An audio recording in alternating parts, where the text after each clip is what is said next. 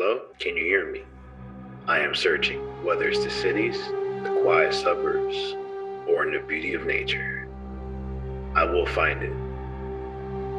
In the crevices. In the darkness. Welcome to Lost or Found.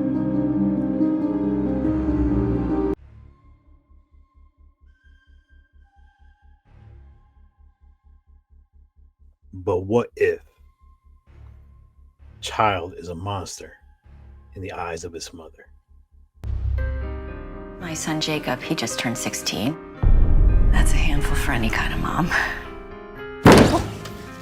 You want a monster out? That's fine. Monster out. Leave me alone. Abby Bell, played by melindapagehamilton, is a single mother, 42 years old, doing her best to try to raise a 16-year-old boy. However, she is concerned that her son's behavior is becoming erratic and dangerous.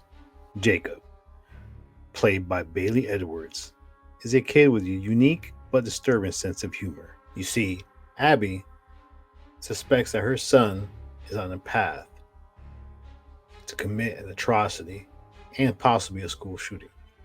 Meanwhile, Jacob believes his mother is not taking her medication and her behavior is becoming erratic. To the point where Jacob thinks that Abby not only overreacts to everything he does, but is totally smothering him and overreacts to every single thing he does. Who do you believe? Abby is irritated with Jacob's behavior in the opening sequence of this film when she finds not one but 7 pair of shoes with the heels broken off. So, in order to punish him and in retaliation, Abby decides she's going to take away Jacob's PlayStation. Where is it? I warned you. Jacob! Stop it! This opening displays the tension that is to come in this film.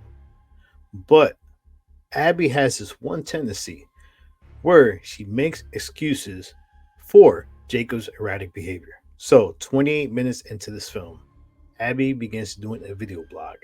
In this blog, she claims that her son Jacob is a psychopath. She decides to research telltale signs of somebody with a sociopathic behavior with patterns. So, in order to do so, she decides she's going to buy spy cameras, place them in 4 rooms in the house in order to capture Jacob's behavior. Not only is she trying to capture Jacob's behavior, her video blog is a message to other mothers who possibly have bad kids. As the movie continues, 7 minutes later at the 35-minute mark, Abby gets a call from Dr. Arden, who is a family friend played by the great Ed Asner. The doctor was informed by her mother to give her a call and see what's going on with the behavior. But Abby, who at this point in the film is starting to truly believe that there is something seriously wrong with Jacob, explains to the doctor about certain pictures that Jacob has drawn. Ironically, in a twist of fate, Dr. Arden asks Abby does she remember the pictures she used to draw when she was a child. Pictures that her mother did not want in the house. This starts to draw similarities between Abby and Jacob as far as their behavior.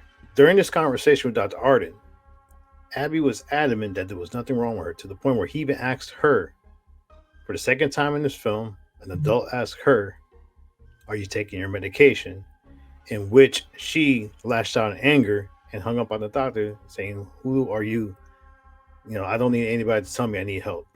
So at this point in the film, Abby is already going down this very dark, disturbing path. Not only is she going down this path, but we get to listen to a name that kind of begins to play a factor in this film, Jerry.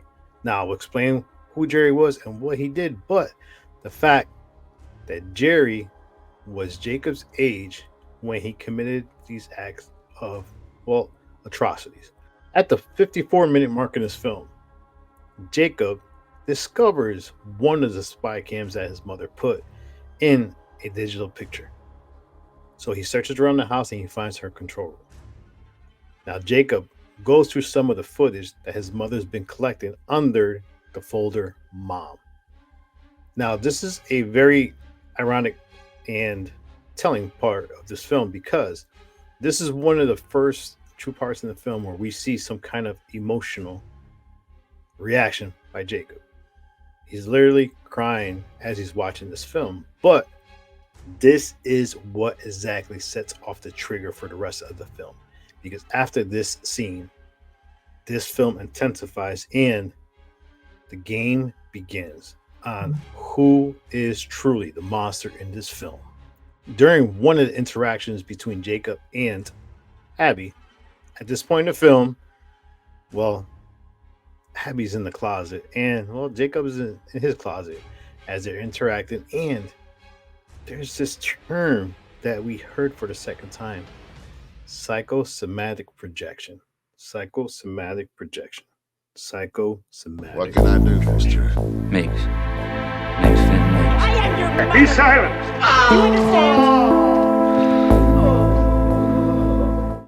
Psychosomatic projection, or psychological projection, is a defense mechanism that can be subconsciously done to handle difficult feelings and emotions, and in this case, a difficult situation.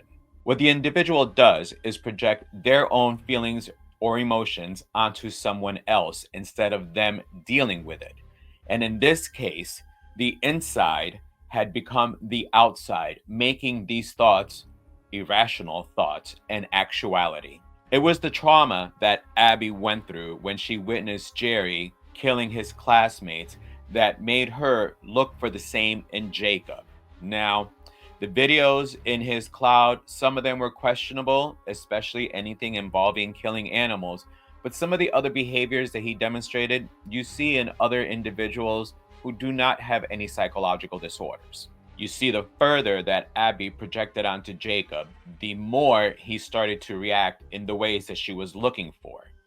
Him putting her in the closet was the catalyst for her basically snapping, whereas for him was when Abby pretended to kill herself and he thought he killed his mother, which is what broke his psyche. So in this movie, Abby's psychosomatic projections is what caused everything to basically fall apart for the both of them, which is what broke his psyche. So in this movie, Abby's psychosomatic projections is what caused everything to basically fall apart for the both of them. Could not have said any better, but the psychologist did come in and lay down exactly what psychosomatic projection truly is and how it played an integral part in this film. Bailey Edwards' portrayal of Jacob and Melinda Hamilton's portrayal of Abby was superb in this film. Their interactions throughout this whole film was so perfectly done. The tension was constantly displayed, and you were wondering which of the two was actually more disturbed than the other. Now, I'm not going to get into the final scenes of the film because I do want you to see this film. I don't want to spoil the ending of this film. And one of the unique things about this film, when the film ends, listen to the song that's being played in the words, because what a perfect connection and way to end this film. But I will tell you one thing about post-credit scene, because when Abby was recording and documenting everything, she ended up releasing all the information on the internet. And we did get a sequence at the end where a mother is watching the video as Abby's explaining, what do you do when your child is bad, but you still love them no matter what? Remember, she said in a certain point in this film that no matter what he does, she would not report him because she loved him unconditionally, even though her mental condition wasn't at its best, even his. But this is a very interesting film. Yes, if you want to know how I feel, well, this is definitely a found. I'm glad I found this film, and this film is one of the most underrated found footage horror films out there. It's currently streaming on Shudder. It's a tremendous watch. Yes, you might get triggers, but if you see the red flags that are in this film and you know somebody that possibly displays your red flags or patterns, you know what? Talk to them, because sometimes that's all you need, someone to talk to. And in this film, you get that interaction where you wonder if Abby would have did things differently, and or Jacob actually display signs of emotion, because he did in certain parts in this film, like the psychologist explained earlier. But yes, this film is definitely a found, currently streaming on Shudder, and we actually did Mom as one of Joe the psychologist's first films to come to review here on Horror Fiend TV on Three Corners of Horror. So go back, watch that video. I also wasn't the greatest, but it is a film that you should watch, and definitely one that belongs in the annals of the found footage horror. Mom, Mother of Monsters. Watch it. Let me know what you think. Let me know who you thought was the one that was truly the monster in this film. This is JR, Lost or Found, Horror Fiend TV.